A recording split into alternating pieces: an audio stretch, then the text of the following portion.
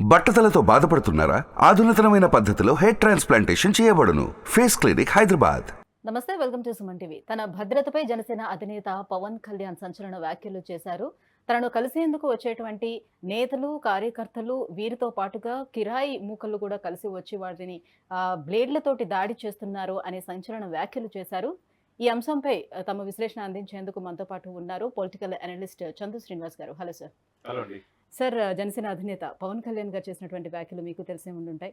So తనను కలిసేందుకు వచ్చేటువంటి ఏదైతే పర్యటనలో తనను కలిసేందుకు వచ్చేటువంటి కార్యకర్తలతో పాటు కలిసి కొన్ని కిరాయి మూకళ్ళు తమ పైన బ్లేడ్లతో దాడి చేస్తున్నాయని, అది కూడా ప్రభుత్వ పనేనని ఆయన చేసినటువంటి వ్యాఖ్యలు, ప్రభుత్వం ఏ రకంగా స్పందిస్తుంది, ఎలా మన పైన దాడి చేపిస్తుంది అనే విధంగా ఆయన స్పందించడం జరిగింది. దీన్ని ఎలా చూడొచ్చు అంటారు? అంటే ఆయనకి ఒక ప్రతిపక్ష నాయకుడిగా భద్రత కల్పించాల్సిన బాధ్యత ప్రభుత్వానికి. ఆయనకి ఏదైనా జరగడం జరిగితే మొత్తం బాధ్యత సీఎం గారు వహించాల్సిందే. ఎందుకంటే ప్రభుత్వం మీద పోరాడుతున్నాడు, పలు అంశాలు సంధిస్తున్నాడు. ఆ అంశాల మీద ప్రతిస్పందించాల్సిన అవసరం అధికార పక్షానికి ఉంటుంది. అది స్పందించకపోగా, ఆయన అడిగిన క్వశ్చన్కి సమాధానం చెప్పకపోగా అతన్ని వ్యక్తిగత హననం చేయటం, అతని మ్యారేజ్ల విషయం ప్యాకేజారని రకరకాలుగా ప్రయత్నాలు చేస్తున్నారు. అతను డిఫేమ్ చేసినా ఇప్పుడు కూడా ఆయన ధైర్యం తగ్గలేదు. ప్రజల్లోకి వెళ్తున్నాడు. ప్రజల కోసం నేను ఎన్ని తిట్లు తిట్టడానికి రెడీ. జగన్మోహన్ రెడ్డి గారిని అవినీతిమైన వైసీపీ ప్రభుత్వాన్ని దించడమే నా ముఖ్య ఉద్దేశం అని వెళ్తున్నాడు. దాంట్లో భాగంగా మనం చూసాం. ఇంతకుముందు ఈరోజు ఆయన చెప్పిన నా మీద బ్లేడ్లతో దాడి చేయడానికి నాకు నా సెక్యూరిటీకి భద్రతే లేదు, అందుకనే మీతో ఫోటోలు దిగడానికి నాకేం అభ్యంతరం లేదని చెప్పి కాకినాడలో పిఠాపురం పరిసర ప్రాంతాలందరూ కార్యకర్తలతో కలిసి ఉన్న మీటింగు.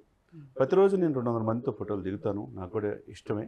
కానీ ఇప్పుడున్న సిచ్యువేషన్స్ ఎవరు మీ మాటన వచ్చి, ఎందుకంటే బ్లేడ్స్ అంటే ఏంటంటే సర్జికల్ బ్లేడ్స్ ఉంటాయి, వెరీ షార్ప్. మామూలు కత్తి కంటే సర్జికల్ బ్లేడ్స్ చిన్నదే ఉంటాయి, జేబులో పెట్టుకుని. ఇలా అంటే ఏముంది, ఇమ్మీడియట్గా తగ్గిపోద్ది. అది ఇప్పుడు నుంచి జరిగిందే కాదు, పవన్ కళ్యాణ్ గారి మీద మొదటి నుంచి కూడా కుట్ర ఆంధ్రప్రదేశ్లో జరుగుతుంది. అంత భారీ సెక్యూరిటీ, ఆ భద్రత మధ్యన కూడా దాడి చేసే అవకాశాలు ఉంటాయంటారు? అంతకుముందు భద్రత వాళ్ళ సిబ్బంది మీద దాడి చేశారు. తర్వాత వాళ్ళున్న విశాఖపట్నం పరిసర ప్రాంతాలు ఉన్నప్పుడు వాళ్ళున్న ఎక్కడైతే రెక్కీ నిర్వహించి వాళ్ళు ఎన్ని వాహనాలు ధ్వంసం చేశారు వైసీపీ వాళ్ళని చెప్పేసి ఆరోపించారు. ఆ తర్వాత మనం చూసాం, ఆయన మంగళగిరిలో అడుగు పెట్టేటప్పుడు చంద్రబాబు నాయుడు గారు అరెస్ట్ అయినప్పుడు దాదాపు విజయవాడ రూట్లో 3 గంటల పాటు జగ్గయ్యపేట దగ్గర ఆయన్ని నడి రోడ్లో ఇది చేస్తే, ఆ సమయంలో ఆపి రానికుండా చేయాలని చూస్తారు. ఆ సమయంలో జరిగితే ఏమవుతుంది పరిస్థితి, అది కూడా ఆలోచించుకోవాలి. ఇటువంటి విషయాల్లో ఒక పార్టీ అధినేతగా పవన్ కళ్యాణ్ గారు, కోట్లాది మంది అభిమానులు ఉన్న ఆయనకి, రాజకీయాల్లో ఉన్న ఆ వ్యక్తి రేపు ఎలక్షన్లో పోటీ పడబోతున్న టీడీపీ బీజేపీతో కలిసి, అటువంటి వ్యక్తి ఆ మాట ఏంటంటే అవతల వాళ్ళు ఫ్యాక్షనిజం తరహాలో పరిపాలిస్తారు. ఇప్పుడే రాష్ట్రం అస్తవ్యస్తమైపోయింది, కిరాయి మొక్కలు వచ్చి ఆంధ్రప్రదేశ్లో నా మీద దాడి చేయడానికి పలు దఫాలుగా అని చెప్పి మనం చూసాం. విశాఖపట్నంలో చెప్పాడు. అంటే రీసెంట్గా ఒక నియోజకవర్గంలో కూడా ఈ రకమైనటువంటి దాడి జరిగింది అని చెప్తూ వారి పేర్లు చెప్పబోతూ కూడా ఆయన ఆగిపోవడం జరిగింది. ఎందుకని అది చెప్పలేకపోయారు? డెఫినెట్గా అంటే వాళ్ళు కంప్లైంట్ ఇచ్చి చూస్తారు, విచారిస్తారు అనేది. ప్రజాస్వామ్యంలో ఏంటంటే ఇప్పుడు ఎవరైనా కానీ, సీఎం జగన్మోహన్ రెడ్డి గారైనా, చంద్రబాబు నాయుడు గారైనా, లోకేష్ అయినా, పవన్ కళ్యాణ్ అయినా, వాళ్ళకి రక్షణ కల్పించాల్సిన బాధ్యత పోలీస్ డిపార్ట్మెంట్ది. వాళ్ళకి ఏదైనా జరగడానికి జరిగితే, ఒకప్పుడు వంగవీటి రంగా గారిని విజయవాడలో చంపితే ఏమైందో తెలుసు. అది హత్య, పొలిటికల్ హత్య ప్యూర్గా. అప్పుడు టీడీపీ ప్రభుత్వం కోల్పోయింది అధికారం, కాంగ్రెస్ పార్టీ అధికారం వచ్చింది. కానీ ఆ సమయంలో బీబీసీలో కూడా, బ్రిటిష్ బ్రాడ్కాస్టింగ్లో కూడా వచ్చేసింది. అప్పుడు జరిగిన విధ్వంసం, మారణహోమం ఇప్పటికీ కళ్ళల్లో గుర్తుండిపోతుంది.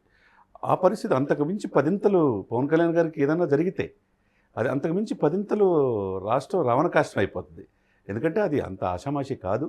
కాకపోతే వాళ్ళు కూడా తెలుసుకోవాలి. దీనివల్ల ఏందో ఒక రకంగా ఈయనకే ఎక్కువ సానుభూతి పెరిగితే ప్రభుత్వం మీద వ్యతిరేకత ఉంటుంది. కాబట్టి ఇక్కడ ఎవరైనా సరే వీళ్ళ సెక్యూరిటీ, ఈయన కాపాడుకోవడానికి వీళ్ళ సెక్యూరిటీ ఉంటారు. వీళ్ళతో పాటు ఈయనన్న మాటలని సెంట్రల్ గవర్నమెంట్ కూడా పరిగణలో తీసుకోవాలి. ఇప్పుడు ఆయనకి జెడ్ కేటగిరీ భద్రత, మిగతా వాళ్ళు కూడా దాడులు జరిగితే ఇచ్చే అవకాశం ఉన్నది. దానికి అప్లై చేసుకోవచ్చు. కాకినాడలోని వారాహి యాత్ర చేసేటప్పుడు కూడా అతనికి ప్రాణగండం, ప్రాణహాని ఉండింది అప్పుడు అని చెప్పడం జరిగింది. సో మరి అలాంటప్పుడు జరిగి చాలా రోజులు అవుతుంది కదా, సో ఇప్పుడు కూడా అటువంటి సెక్యూరిటీని ఇవ్వాల్సిన అవసరం ఉంది. ఇప్పుడు ఆల్రెడీ ఎలక్షన్స్ నోటిఫికేషన్ వచ్చింది కదా మేడం, 50 రోజుల చేతుల్లో లేవు. మే 13 ఎలక్షన్స్ అంటున్నారు, జూన్ 4 రిజల్ట్ అంటున్నారు. ఇప్పుడు ఆయన ప్రజల్లోకి వెళ్తే ఎలా ఉంటుంది? ప్రజల విశేష ప్రజాదరణ డెఫినెట్గా ఉంటుంది. ఆ ఉండే సమయంలో ఎవరో ఒకరు అభిమానుల మాటను వచ్చేసేసి దాడి చేస్తే సెక్యూరిటీ వాళ్ళ మీద కూడా దాడి చేస్తున్నారంటే నన్ను రక్షించి నా సెక్యూరిటీ వాళ్ళ మీద బ్లేడులతో దాడి చేస్తున్నారు. ఇక నా పరిస్థితి ఆలోచించండి. అయినా కానీ నేను మీకు తెలుసు ఆ ప్రధాన ప్రతిపక్షం ఏం చేస్తుందో, వాళ్ళు దేనికి వెనకాడరు. కాబట్టి నా రక్షణ కూడా ముఖ్యం అనేది కార్యకర్తలు ఉద్దేశించి చెప్పాడు. కాబట్టి ఒక రకంగా మిగతా ప్రజాక్షేత్రంలో ప్రజల దగ్గరికి వెళ్ళి నన్ను గెలిపించిన ఎమ్మెల్యేలకి కావచ్చు, ఇప్పుడున్న మంత్రులకు కావచ్చు, ఎవరికైనా ఒక సాక్షాత్తు పవన్ కళ్యాణ్ గారు చెప్పారంటే మిగతా వాళ్ళ పరిస్థితి ఏంటి? వాళ్ళకైనా ఒక రకంగా భయం అనేది ఉంటుంది.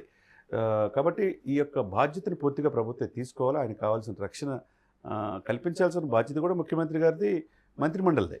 ఆయన్నే సాక్షాత్తు పవన్ కళ్యాణ్ గారిని నిర్బంధించారు కదండి విశాఖపట్నంలో. ఆ తర్వాత గుంటూరులో ఎప్పుడో గ్రామ సభలకు వెళ్ళేటప్పుడు ఆయన్ని ఆపింది తెలుసు.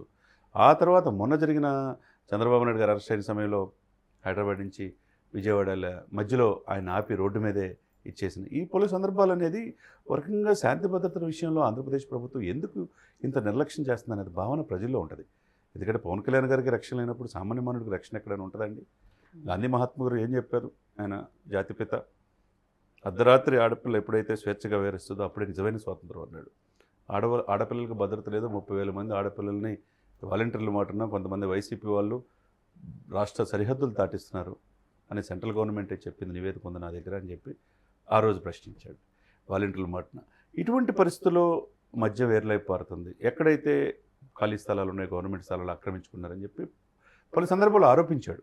అంటే కొరకరాని కొయ్యగా తయారయ్యాడు ఆయన ఎక్కడ భయపడే నేస్తం ఇది కాదు. ఒక రకంగా చంద్రబాబు నాయుడు గారి కంటే, లోకేష్ కంటే, టీడీపీ క్యాడర్ కంటే జగన్మోహన్ రెడ్డి గారిని తనకున్న అగ్రెసివ్, తనకున్న పోరాట స్ఫూర్తితో విపరీతంగా విమర్శిస్తుంది పవన్ కళ్యాణ్ గారే. కాబట్టి అది తట్టుకోలేని స్వభావం కావచ్చు, ఏదైనా కావచ్చు. దాని మాటన జగన్మోహన్ రెడ్డి గారి అభిమానులు కావచ్చు, ఎవరైనా కావచ్చు, అది ముఖ్యమంత్రి గారు ప్రోత్సహిస్తారని మనం అంటల్లా. కానీ అది ముఖ్యమంత్రి గారి మీద ఏదైనా జరగడానికి జరిగితే ఆ బాధ్యత ముఖ్యమంత్రి గారే వహించాల్సిన అవసరం ఉంటుంది చట్టం దృష్టిలో. కాబట్టి రాష్ట్రాన్ని పరిపాలించాల్సింది ముఖ్యమంత్రి గారు. గౌరవంగా ఈ రోజున ఎవరైనా ఏ డిస్కషన్లో గౌరవమైన ముఖ్యమంత్రి జగన్మోహన్ రెడ్డి గారు అంటాం. ఒకవైపు చెల్లెళ్ళు ఆరోపిస్తున్నారు, ఆయన వివేకానంద గారి హత్య జరిగినది, దాన్ని ఎవరో తెలుసు మీకు, కానీ మా చెల్లెలకి రక్షణ లేదు. జగన్మోహన్ రెడ్డి గారు ఓటు వేయొద్దని సునీత గారు, షర్మిల గారు చెప్తున్నారు. ఎందుకంటే ఆయన ముఖ్యమంత్రి అవడానికి కారణమైన. ఒకవైపు అటుంటే ఒకవైపు ప్రధాన ప్రతిపక్షాలన్నీ కూడా ఇట్లా మా మీద దాడి చేయడానికి ఇట్లా ప్రభుత్వమే పంపిస్తుందని అంటాం. ఒక రకంగా ప్రభుత్వానికి ఇది పెద్ద సవాలే. కాబట్టి వీళ్ళని రక్షించాల్సిన బాధ్యత ప్రజాప్రతినిధులు ఎవరైనా, ప్రజల కోసం రాజకీయాల్లో ఉన్న ఎవరైనా, వాళ్ళకి శాంతి భద్రతలు విఘాతం కలగకుండా వాళ్ళని రక్షించాల్సిన బాధ్యత ప్రభుత్వానిదే. రైట్ అండి, థ్యాంక్ యూ సో మచ్ అండి. ఈ అంశంపై మీ విశ్లేషణ అందించినందుకు థ్యాంక్ యూ.